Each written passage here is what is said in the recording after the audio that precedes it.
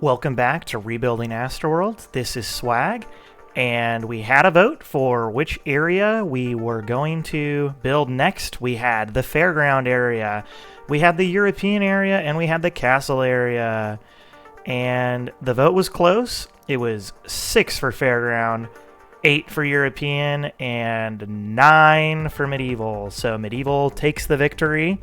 And in the medieval area, there are a few rides. I would consider this Demon Drop Tower. Dungeon Drop is what it's called, and it's like castle themed. And then this roller coaster originally was not called Excalibur, but was in the end called Excalibur, is also part of the medieval area. These buildings, I believe, were restaurants and eating, and these buildings were arcades and restrooms. So not a whole lot going down over here, and I honestly think the area isn't going to be too tough to work through. It might only be a few episodes. I'm really going to re-emphasize building sort of rough options where we're not going to add the finishing touches just yet. And it will give us another situation where perhaps building the ride exactly as it is not going to be the forever ride. I think we might be able to get away with switching up this really weird aero coaster layout to fit the area better. But for now, we're just going to go ahead and flatten the area and put some placeholder buildings where we think there will be buildings in the future. So that's going to be the start.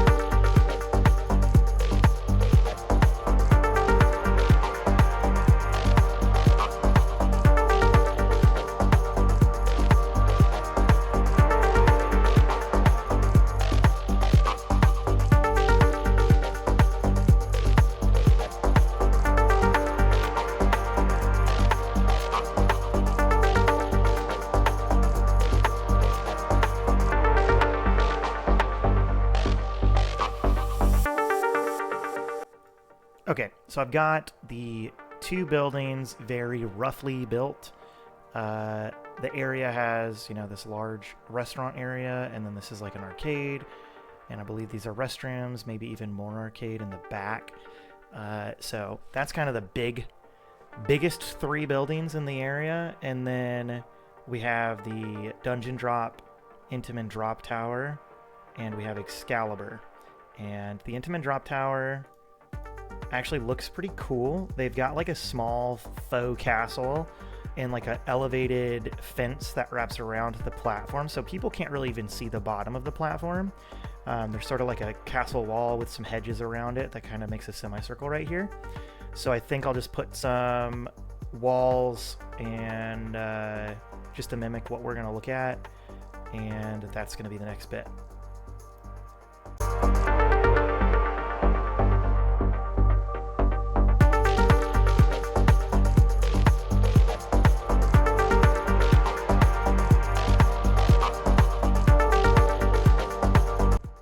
We are speeding through this, so yes, that's probably not going to be the proportion of the castle, but I like the idea. Like, we just need the ideas and the spacing, and I absolutely 100% will not place this ride because it will have to be like a shoestrung ride. I'm not going to just put a drop tower.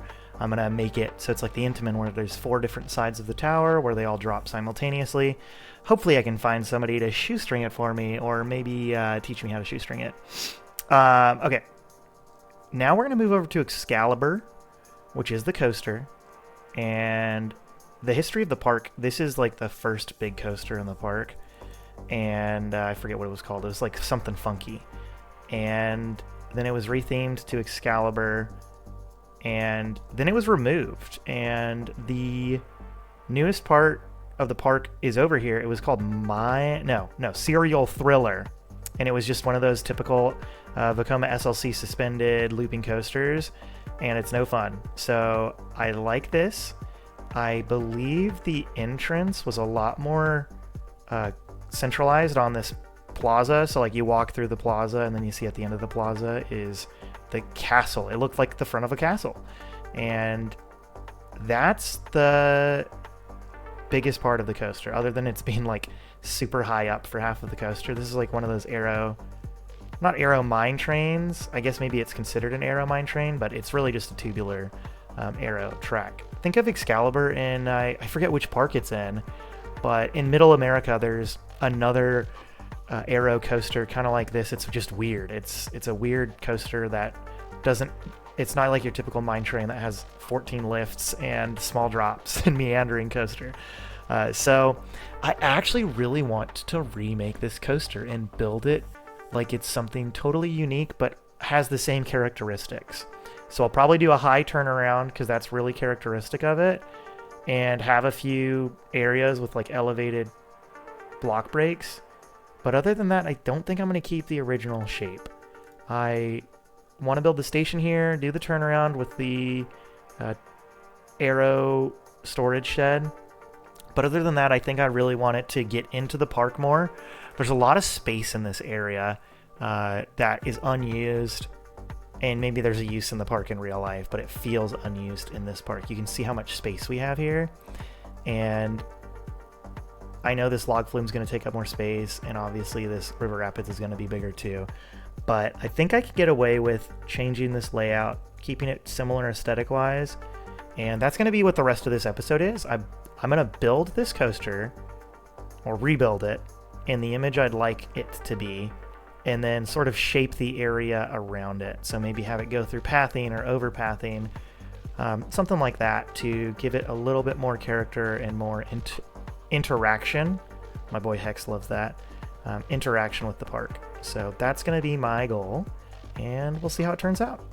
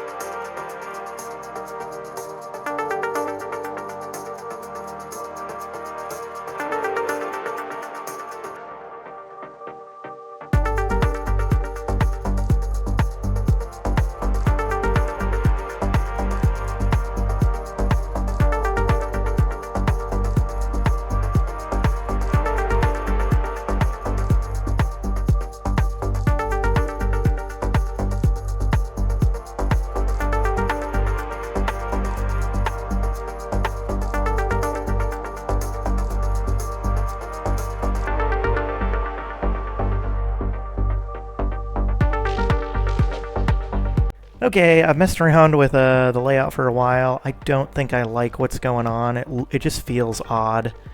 My idea next is to build a layout in which this building is swapped for the station and the shed for the storage, and perhaps this building moves over here.